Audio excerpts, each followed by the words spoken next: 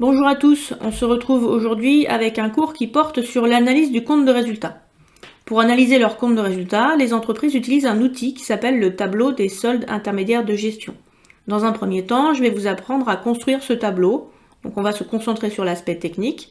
Ensuite, on verra la signification des différents soldes qui apparaissent dans ce tableau et comment les analyser. Et on complétera notre analyse en calculant différents ratios, mais également ce qu'on appelle la capacité d'autofinancement de l'entreprise, qui fait l'objet du prochain chapitre. C'est parti!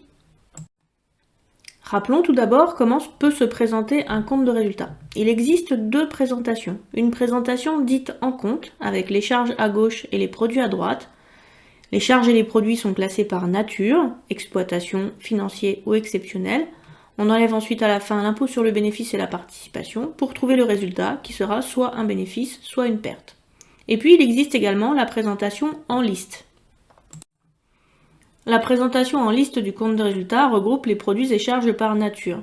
L'avantage de cette présentation, c'est que par rapport à la présentation en compte qui ne nous donne qu'une information sur le résultat global de l'entreprise, eh bien dans cette présentation, on peut dégager différents résultats partiels, le résultat d'exploitation, le résultat financier, le résultat courant avant impôt qui correspond à l'addition du résultat d'exploitation et du résultat financier, et le résultat exceptionnel. Si le résultat de l'exercice est une perte ou s'il s'est dégradé, on sera en mesure d'identifier assez rapidement si le problème vient de l'exploitation, de l'activité financière ou d'une opération exceptionnelle. Mais nous ne serons pas en mesure de dire pourquoi le résultat d'exploitation s'est dégradé. Pour savoir pourquoi le résultat d'exploitation s'est dégradé ou amélioré, il convient de regarder le détail des produits d'exploitation et des charges d'exploitation.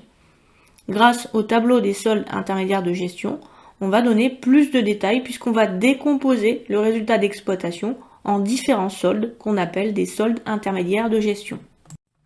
Grâce à la construction de son tableau des soldes intermédiaires de gestion, l'entreprise va pouvoir mieux comprendre les différentes étapes de la formation de son résultat et pour cela, elle va calculer des résultats ou des soldes en cascade. C'est ce qu'on appelle les soldes intermédiaires de gestion.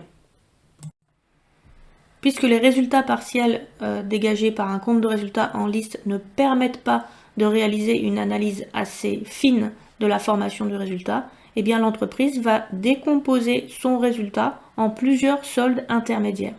Parmi ces soldes, il y en a certains que vous connaissez déjà ou dont vous avez déjà entendu parler. La marge commerciale qu'on a étudiée dans le chapitre précédent, la production de l'exercice a déjà été évoquée dans le chapitre sur les stocks. La valeur ajoutée, vous en avez déjà probablement entendu parler en économie. Et puis ensuite, en bas, vous retrouvez résultat d'exploitation, résultat courant avant impôt, résultat exceptionnel. Évidemment, à la fin de votre tableau des soldes intermédiaires de gestion, puisque ce tableau a pour objectif d'expliquer la formation du résultat, eh bien le dernier solde que vous allez trouver, c'est le résultat de l'exercice qui doit correspondre à celui qu'il y a dans le compte de résultat. Mais est-ce que vous savez pourquoi ces soldes, on dit qu'ils se calculent en cascade? Est-ce que c'est parce que mon schéma ressemble à une belle cascade? Non, en fait j'avais juste envie de vous mettre une petite photo de cascade pour vous changer les idées pendant cette période de confinement. En fait, on appelle ça des soldes en cascade parce qu'on a systématiquement besoin du solde d'avant pour calculer le solde d'après. Alors, sauf exception. Prenons par exemple la valeur ajoutée. Pour calculer la valeur ajoutée, vous avez besoin d'additionner la marge commerciale que vous aurez calculée précédemment et la production de l'exercice. Vous additionnerez ces deux éléments et vous enlèverez ce qu'on appelle les consommations de l'exercice en provenance des tiers. On verra que dans ces consommations, il y a notamment les achats de matières premières et les autres achats et charges externes. De la même façon, l'excédent brut d'exploitation doit être calculé en prenant pour base la valeur ajoutée. On prend la valeur ajoutée, on rajoute des produits de l'entreprise qu'on n'a pas encore mis dans les précédents soldes. Donc en l'occurrence ici, il s'agit des subventions d'exploitation. Les subventions, c'est de l'argent que vous donne l'État pour vous aider dans votre activité économique. Et ensuite, on enlève des charges d'exploitation, donc ici des charges de personnel et les impôts et taxes, et ça nous donne le BE. Pour trouver le résultat d'exploitation, on prend pour base l'excédent brut d'exploitation, on y rajoute certains produits, donc les autres produits d'exploitation et les reprises sur dépréciation et provisions, et on enlève les dotations aux amortissements, dépréciation et provisions et les autres charges d'exploitation. On a ainsi, à ce stade, pris en compte tous les produits et toutes les charges d'exploitation de l'entreprise. Pour le résultat courant avant impôt, On reprend le résultat d'exploitation trouvé précédemment, on y ajoute les produits financiers, on y enlève les charges financières et on trouve le résultat courant avant impôt. Enfin, pour retrouver le résultat de l'exercice, on reprend le résultat courant avant impôt, on y ajoute le résultat exceptionnel qui est calculé lui à part, et en enlevant la participation des salariés et l'impôt sur les bénéfices, on retrouve bien le résultat de l'exercice qui était également celui du compte de résultat. Autrement dit, si vous avez faux au premier solde, imaginons par exemple que vous ayez faux à la marge commerciale pour une entreprise commerciale. Puisque tous vos soldes sont calculés par rapport à votre marge commerciale de départ, si vous avez faux au premier solde, vous avez faux partout. Il va donc être important de pouvoir vérifier que vos résultats sont corrects au fur et à mesure. Et donc, on va mettre en évidence des points de vérification de vos résultats. Le tableau des soldes intermédiaires de gestion peut être présenté de différentes façons. Il y a une façon officielle qui vient du plan comptable général, mais qui n'est pas très pratique pour l'analyse, et c'est pour ça qu'on travaillera essentiellement sur ce type de document. Donc ici, vous avez le début du tableau des soldes, tout ne tenez pas sur la diapo. Ça va du calcul de la marge commerciale au calcul du résultat d'exploitation. Donc vous voyez bien qu'à chaque fois, chaque solde est calculé en référence au solde précédent. Ici, vous avez la deuxième partie du tableau des soldes qui arrive jusqu'au résultat de l'exercice. Il y a un solde complémentaire qui calcule ce qu'on appelle les plus ou moins values de cession d'éléments d'actifs. On y reviendra un petit peu plus tard. J'entends d'ici vos voix horrifiées. Vous regardez les tableaux et vous vous dites « mais elle va vraiment nous faire apprendre tout ça par cœur ?»